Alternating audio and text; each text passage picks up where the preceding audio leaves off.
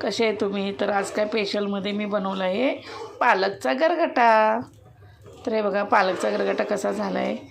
मी ना ह्याच्यामध्ये मूग घातले आणि मूग भाजून घेतले चांगले, थोडेसे म्हणजे भाजून घ्यायचे चांगले मूग, आणि भाजून मग पालक बारीक चिरून ते एक टमाटर घालून ना शिजवून घेतलं कुकरला. चांगलं शिजवून नंतर मिरची लसूण जिरं कुटून चांगलं तेलामध्ये भाजून घेतलं. भाजून आणि कुकरच्या 3 शिट्ट्या झाल्यावर हे पालक ना बारीक फेटून घेतलं. बारीक करून असं जरा मग ह्याच्यामध्ये तेलामध्ये मस्त लसूण जिरं घालून ना फोडणी दिली. आणि बघा पालकचा गरगटा कसा वाटतं तुम्हाला?